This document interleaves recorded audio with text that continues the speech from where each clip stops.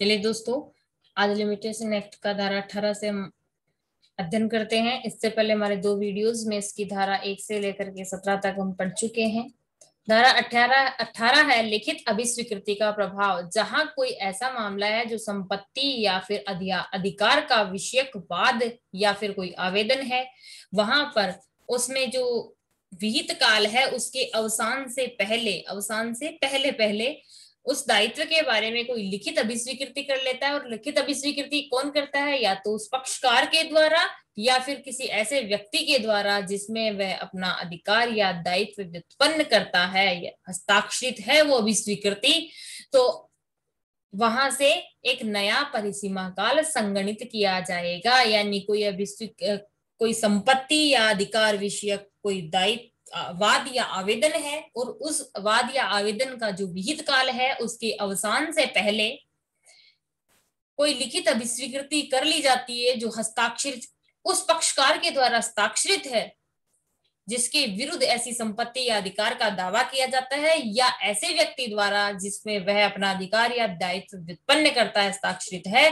तो वहां से एक नया परिसीमा काल संगणित होगा। इसकी उपधारा 2 है, जहां की वह लेख जिसमें अभिस्वीकृति अंतर्विष्ट है बिना तारीख का है। जिसमें अभिस्वीकृति अंतर्विष्ट है, लिखित हस्ताक्षरित है लेकिन तारीख नहीं है उसमें, तो उसके बारे में वह हस्ताक्षरित किया गया था ये मौखिक साक्ष्य दिया जा सकेगा। मौखिक साक्ष्य दिया जा सकेगा, किंतु भारतीय साक्ष्य अधिनियम के उपबंधों के अधीन अंतर वस्तु का मौखिक साक्ष्य ग्रहण नहीं होगा। यानी उसके अंदर लिखा क्या गया था ये इस चीज का मौखिक साक्ष्य नहीं दिया जाएगा। अब इसकी धारा 19 के बारे में हम पढ़ते हैं। ऋण लेखे या वसीयत संपदा का ब्याज लेखे संदाय का प्रभाव। जहां की ऋण या वसीयत संपदा के संदाय के लिए दायी व्यक्ति द्वारा या उसके निमित्त इस निमित्त सम्यक प्राधिकृत अभिकर्ता द्वारा कोई संदाय उस ऋण के लेखे या उस वसीयत के ब्याज लेखे विहित काल के अवसान से पूर्व किया जाता है, वहां उस समय से जब संदाय किया गया था नया परिसीमा काल संगणित होता है। यानी किसी व्यक्ति को ऋण या वसीयत संपदा के संदाय के लिए कोई दायी व्यक्ति है या फिर कोई उसका अधिक सम्यक रूप से प्राधिकृत अभिकर्ता है द्वारा कोई भी संदाय या उस ऋण के लेखे या फिर वसीयत के ब्याज लेखे कोई विहित काल से पहले ही कर दिया जाता है, वहां एक नया परिसीमा काल की गणना होगी। परंतु उस दशा के सिवाय जब ब्याज का संदाय सन 1928 की जनवरी के प्रथम दिन से पूर्व किया गया है, यह तब होगा जब उस संदाय की अभिस्वीकृति संदाय करने वाले व्यक्ति के हस्तलेख में हस्ताक्षरित लेख में हो। ये बहुत पहले की बात बता रहे हैं। 1928 के जनवरी से भी पहले यदि कोई हस्ताक्षर ब्याज के संदाय से रिलेटेड कोई अभिस्वीकृति की गई है तो वहां पे उसी व्यक्ति की हस्तलेख में और हस्ताक्षरित भी उसी व्यक्ति द्वारा हो।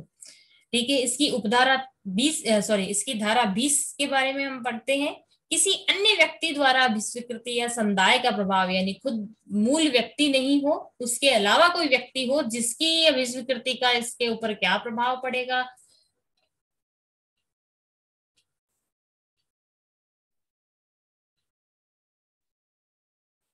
अब यहाँ है धारा 18 या धारा 19 में इस निमित्त सम्यक प्राधिकृत अभिकर्ता पद के अंतर्गत निर्योग्यता के अधीन व्यक्ति की दशा में उसका विधिपूर्ण संरक्षक सुपुर्ददार प्रबंधक अभिस्वीकृति हस्ताक्षर करने अथवा संदाय करने के लिए ऐसे संरक्षक सुपुर्ददार और प्रबंधक द्वारा सम्यक रूप से प्राधिकृत अभिकर्ता भी शामिल है।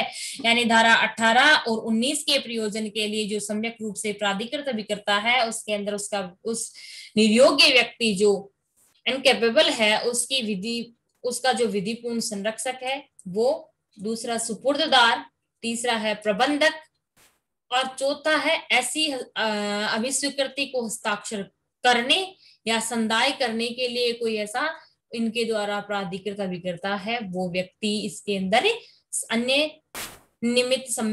इस निमित्त सम्यक प्राधिकृत अभिकर्ता के रूप में माने जाएंगे।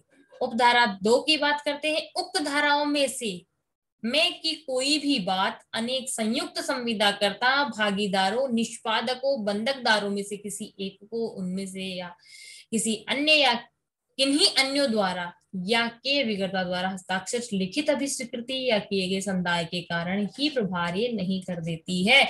यहाँ धारा 2 हमें ये समझाना चाहती है कि मान लीजिए कोई संविदा कॉन्ट्रैक्ट करने वाले एक से अधिक व्यक्ति है, या भागीदार एक से अधिक व्यक्ति है, या निष्पादक एग्जीक्यूटर एक से अधिक है, या बंधकदार मोर्गेजर मोर्गेजी एक से अधिक व्यक्ति हैं, और उनमें से किसी एक के द्वारा या फिर उनके अभिकर्ता द्वारा यदि कोई अभिस्वीकृति की गई है तो उन सबको प्रभार्य नहीं करेगी, यानी उन सबके लिए वो उन सबको बाध्य नहीं करेगी। अब उक्त धाराओं के प्रयोजन के लिए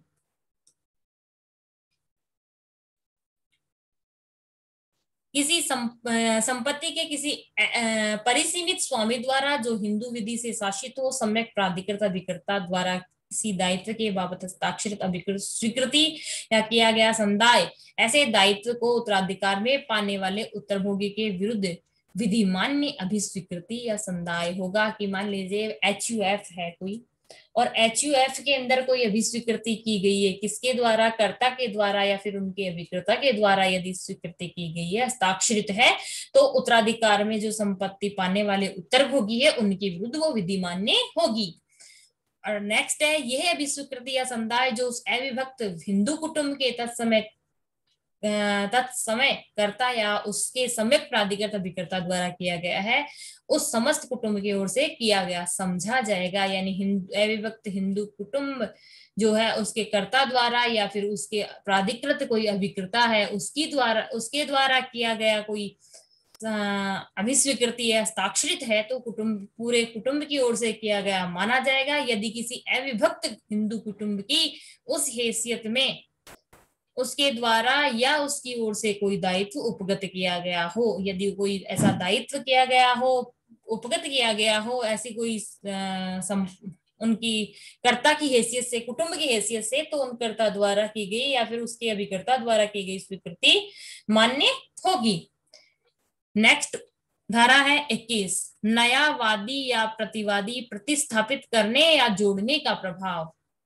ये किसी वाद की बात करता है जहां किसी वाद संस्थित होने के पश्चात कोई नया वादी या प्रतिवादी प्रतिस्थापित किया जाए या जोड़ा जाए। प्रतिस्थापित का मतलब होता है उस वादी के स्थान पर कोई अन्य व्यक्ति वादी बना दिया जाए, प्रतिस्थापित या उन वादियों की अतिरिक्त जोड़ा जाए। वहां वाद जहां तक उसका संबंध है तब संस्थित किया समझा जाएगा जब वह इस प्रकार पक्षकार बनाया गया था। यानी जब कोई वाद संस्थित हो गया है तो उसमें नया वादी या प्रतिवादी जोड़ा जाता है या प्रतिस्थापित किया जाता है, तो जोड़े गए या प्रतिस्थापित किए गए व्यक्ति के लिए उसका संबंध का मतलब उसी व्यक्ति के लिए, प्रतिस्थापित व्यक्ति जो है उसके लिए वाद तब संस्थित माना जाएगा जब ऐसा माना जाएगा कि वाद जब उसे पक्षकार बनाया गया तभी वाद संस्थित किया गया है।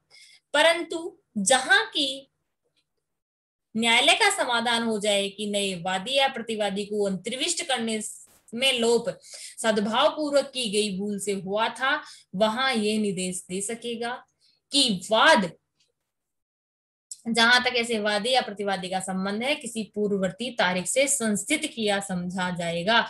यानी यदि न्यायालय को लगता है कि वादी या प्रतिवादी को जोड़ने में जो लोप हुआ है वो सद्भाव पूर्वक भूल से हुआ है, तो न्यायालय ये निर्देश भी दे सकेगा कि वादी और प्रतिवादी के संबंध में, यानी जो जोड़ा गया है उसके संबंध में भी वाद पूर्ववर्ती तारीख से ही संस्थित माना जाए।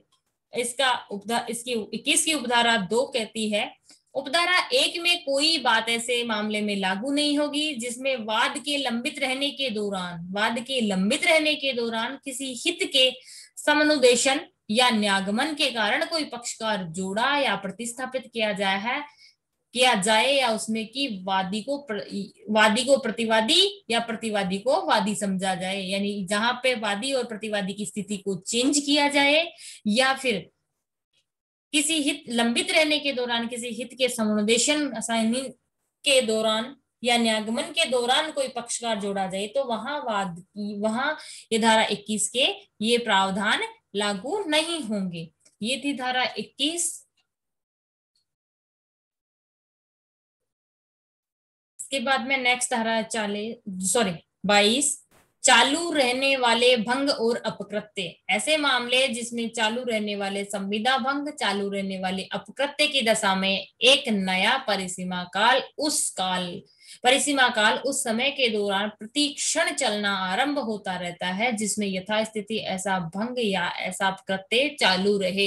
यानी जहां अपकृत्य या ब्रीच ऑफ कॉन्ट्रैक्ट का मामला है, संविदा भंग का मामला है, वहां पर हर समय एक नया परिसीमा काल चलता रहेगा, नया परिसीमा काल आरंभ होता रहेगा।